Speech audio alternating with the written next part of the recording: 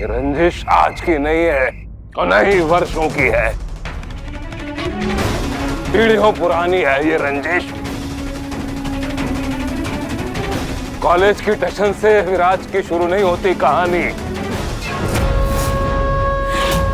लड़ाई विराज के जन्म से पहले की है, हमारे पिता के जमाने से। दादाजी, ये उन दिनों की बात है जब मेरे पिता तुम्हारे दादाजी उन्होंने दूसरा ब्याह कर लिया था बिना किसी को बताए।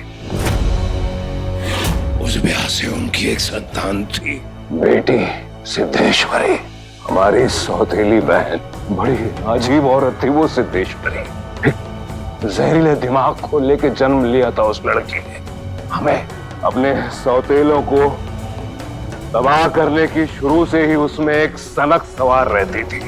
काम, दाम, दंड, भेद, दुनिया का ऐसा कोई नुक्सा उसने नहीं छोड़ा हम लोगों को बर्बाद करने के लिए। पर हम भी मैदान में डटे रहे भानु और प्रभादी के साथ। और अब लगता है कि वो जख्मी नागिन दुगने वेग से लौटी है हम सबको डसने के लिए।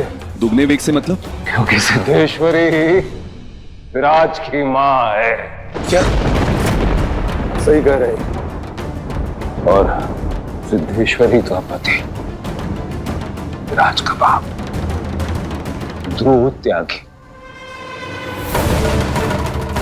खुद अपने आप में एक दरिंदा था।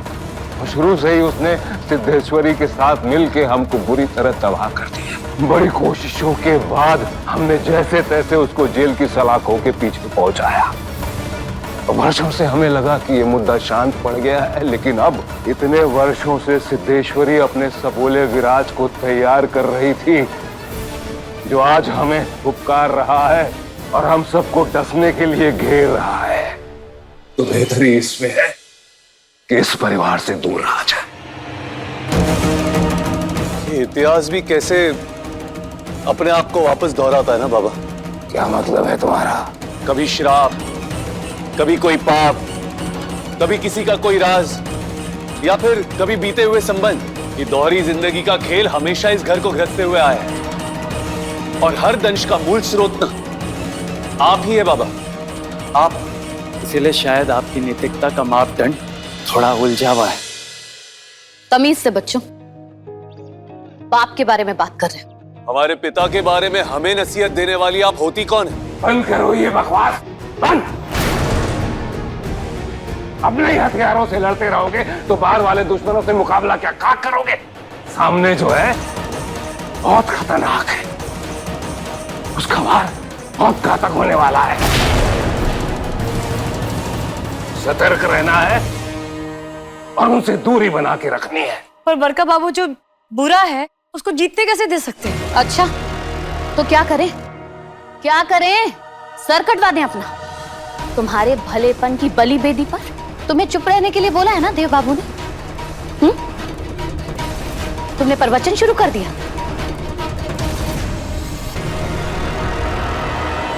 बाबा, वो तो कॉलेज का मैदान था और वहां भी आपका ये राजीव उस विराज त्यागी से कभी नहीं आ रहा। और अभी अभी आप ही ने बताया ना कि आपकी वो सौतेली बहन सिद्धेश्वरी और उसका वो पति, लाख कोशिश की लेकिन आपने उनके सामने हार नहीं मानी। तो आज हमारे और संजीव के होते हुए भी आप इस लड़ाई से परहेज करने की बात कर रहे हैं। क्योंकि वो अब पहले से ज्यादा खतरनाक है। सतर्कता और परहेज में ही सुरक्षा है। तो ठीक है बाबा, आप सुरक्षित रहिए और उस विराज से युद्ध हम लड़ लेंगे।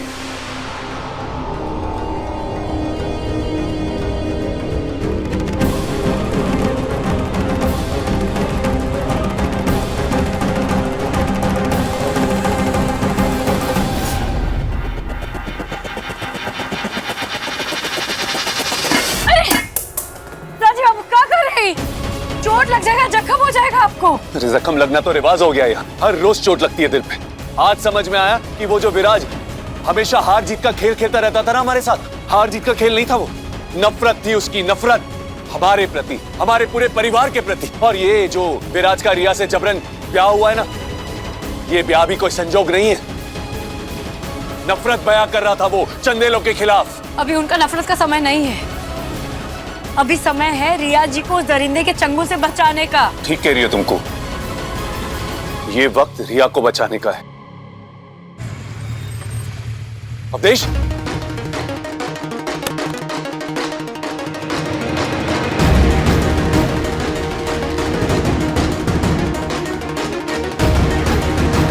अवधेश, तुम तो रिया का पीछा करने गए थे, कहां है वो विराट गच्छा दे गया।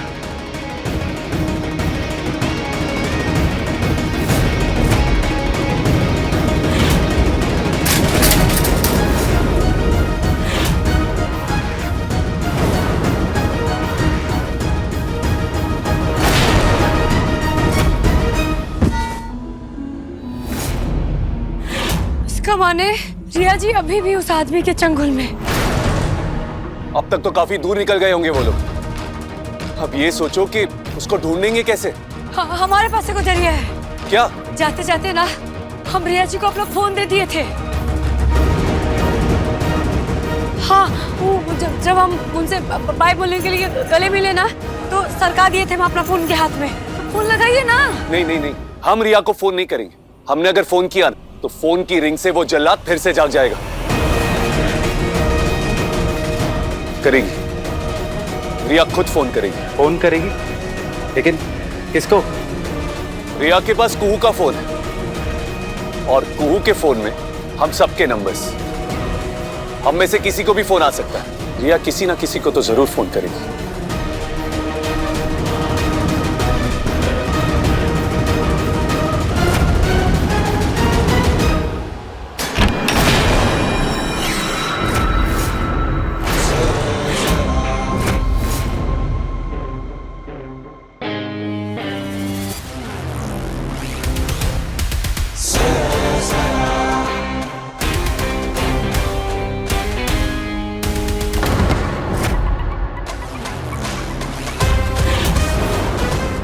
पुलिस वाले से होशियारी।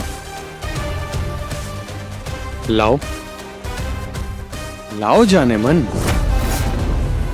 लाओ।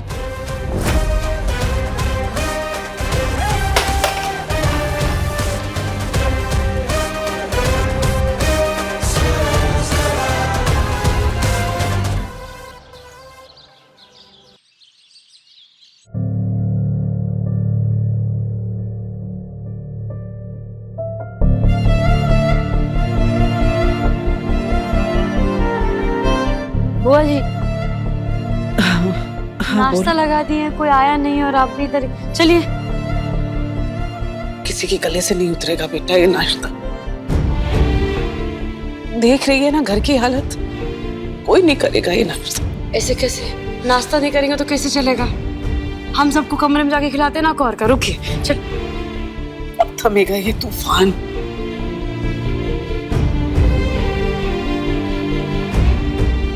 कम से कम हमें तो सच बताते। सौतेली बहन, बहन का बेटा डीएसपी विराज। क्या आपको सच में कभी ऐसा नहीं लगा कि इस बात की जानकारी हमें होनी चाहिए?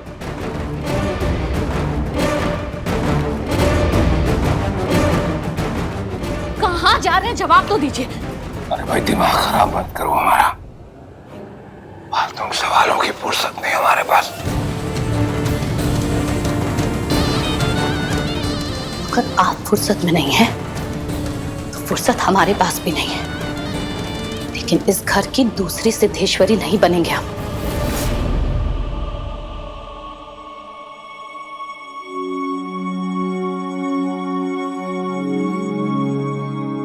नाश्ता लाए हैं, कर लीजिए। मूड नहीं है हमारा।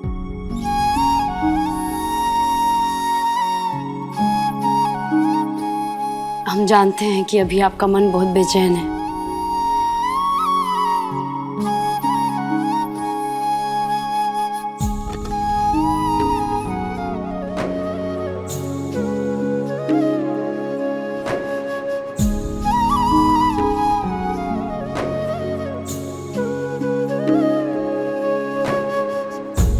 दो पल हमसे बात करके मन हल्का कर लीजिए।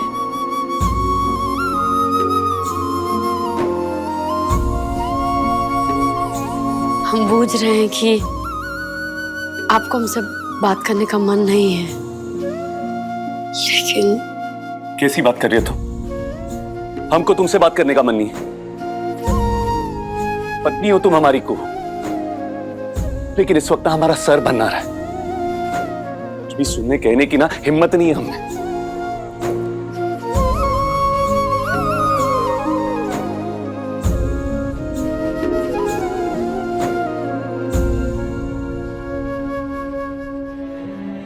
ये सब कुछ ना हमारे कारण हुआ है। ना हम रिया जी को इस घर में लेके आते, ना ही सब कांड होता। अरे नहीं कुहू, तुम्हारी वजह से कुछ नहीं हुआ। इनफैक्ट जो तुमने किया ना, बिल्कुल ठीक किया है। अरे इस वक्त तो हम ये सोच के परेशान है कि हमारे परिवार ने विराज का रहस्य क्यों छुपाया हमसे। अरे पहले ही बता देते कि उसके परिवार का संबंध हमसे है, तो ये जो कुछ भी।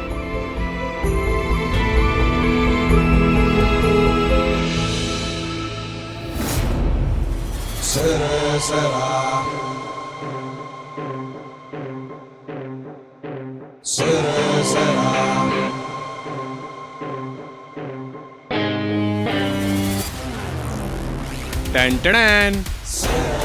देखो रिया, आज का पूरा ब्रेकफास्ट मैंने खुद अपने हाथों से अपनी जान के लिए बनाया है, और इसमें तुम्हारी सारी की सारी फेवरेट चीजें हैं। बताओ क्या खाओगी तुम सबसे पहले? रिया, तुम्हारी चोट दिखाओ। मुझे क्यों ऐसे मजबूर करती हो सब करने के लिए? अगर तुम मुझे मजबूर नहीं करोगी ना, तो मैं तुम्हारे साथ ऐसा नहीं करूंगा। मुझे भी मजा नहीं आता है। तुम बिल्कुल भी फिक्र मत करो, हम तुम्हारी मरहम पट्टी कर देंगे। बताओ कौन करेगा तुम्हें हमसे ज्यादा प्यार? है कोई ऐसा हमारे जैसा? और चली थी तुम हमें छोड़कर उस राजीव के पास। तुमने उसकी बीवी देखी है ना? बस इसी लायक है वो। अरे अब तो हमको ये लगने लगा है कि विराज के साथ की जो हमारी रंजिश थी, वो सही भी थी या नहीं। शायद हमारे परिवार ने उसके और उसकी मां के साथ नाइंसाफी की है। तो का रिया जी के साथ जो उनका बर्ताव है, उसको स्वीकार करना चाहिए। नहीं, बिल्कुल नहीं। बात बिल्कुल सही है तुम्हारी, पर क्या नकू, रंजिश और बदले से भरा इंसान ना हमेशा विवेकहीन होता है। सोचने समझने की ताकत नहीं होती उसमें। दरिंदा बन जाता है, दरिंदा।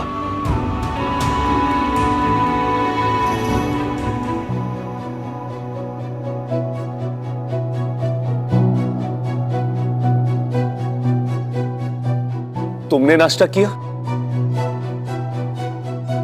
बाद में कर लेंगे। बाद में कर ले।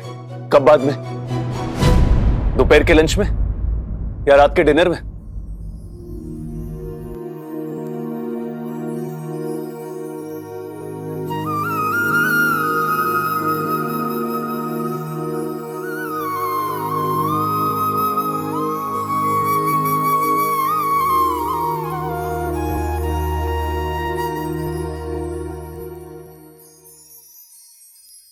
तुझसे नैना मिलाएगी, तुझसे नैना मिलाएगी, तुझसे नैना मिलाएगी, तुझसे नैना मिलाएगी। छवि बस गई तेरी मन के इस दर्पण में, बस तेरी ही सरगम गूंजती है धड़कन में। मन से जैसा मेरा और वो कोई मोती, मेरे अंधेरों में बनके आएगी वो ज्योति।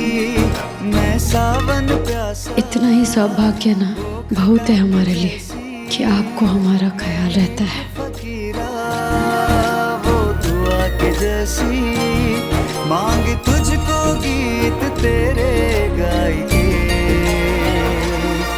तो से नैना मिलाएंगे,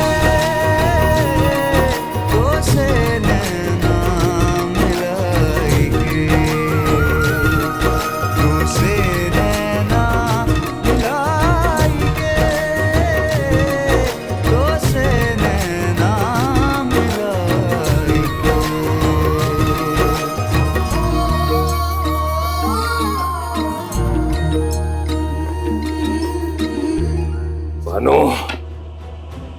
विराज और उसकी फैमिली प्रॉपर्टी पर दावा जरूर करेगी। अपने पेपर देख लो, दुरुस्त कर लो। कहाँ है पेपर्स दादा? वो सारे ओरिजिनल पेपर्स तो जला दिए थे ना खुशबू।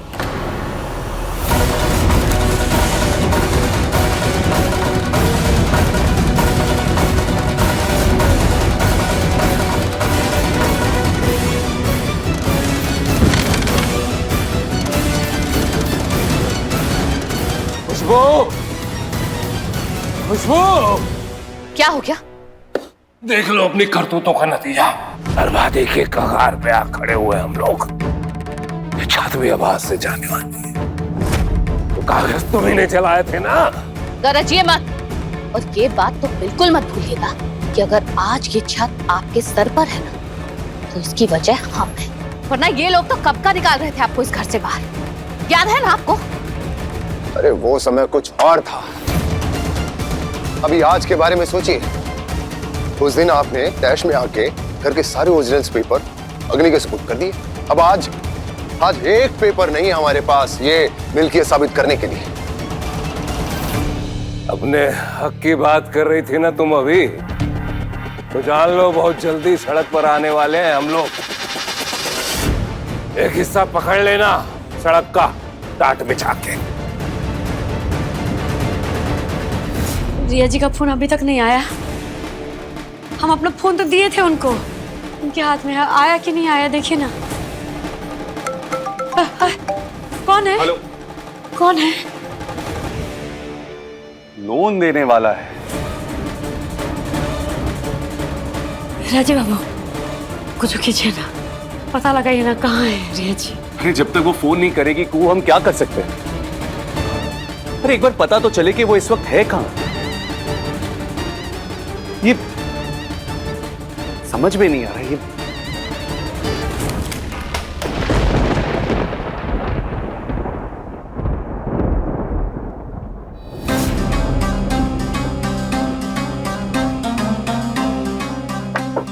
हाँ संजीव।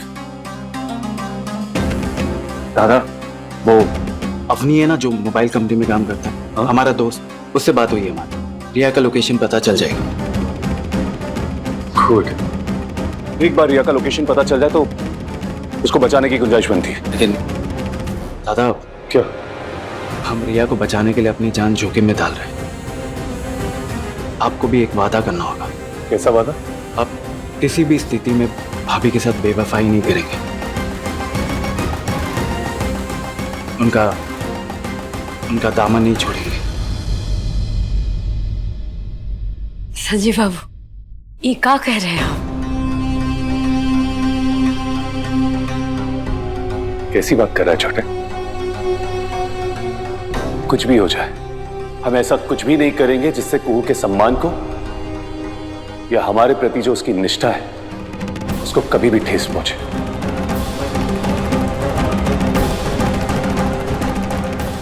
पहले आप प्रॉमिस कीजिए।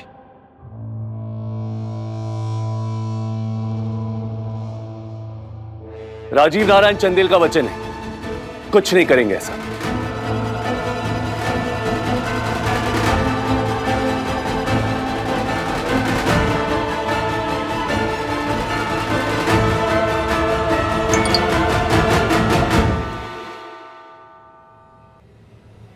दादा हाँ, रिया के लोकेशन के बारे में पता चल गया।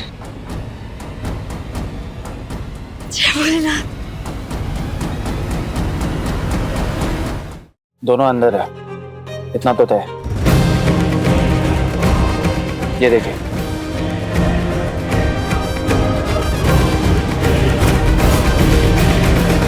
रिया को बचाने के लिए हमें घर के अंदर तो जाना ही होगा संजीव। नहीं, यूपी तक अंदर चले जाना सही बात नहीं। बिना इजाजत चोरी छुपी गैर कानूनी। हमें कुछ और करना होगा। क्या? एक रास्ता है,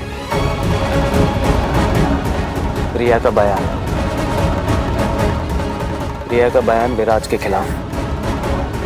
उस बयान के साथ घरेलू हिंसा की एफआईआर दर्ज करानी होगी। सही कह रहे हो। अरे हाँ, मैं अभी डीएसपी साहब के बंगले पे जा रही हूँ।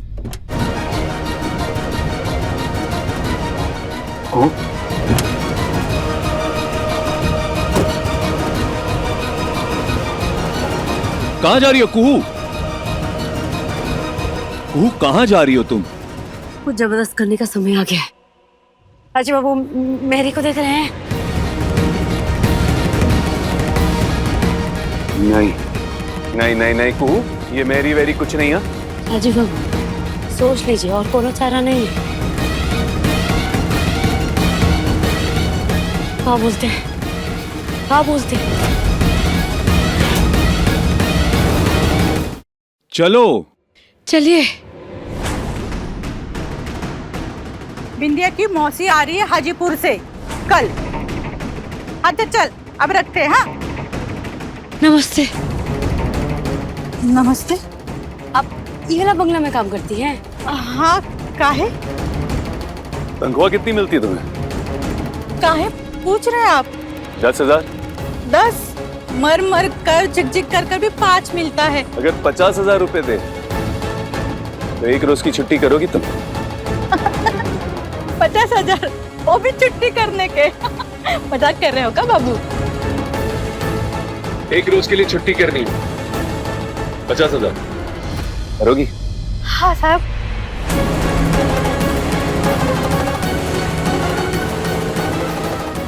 हे भोले बाबा, ये काम तो हो गया। अब कैसे भी भीतर जाके ना रिया जी को बचाना होगा उस दरिंदे से।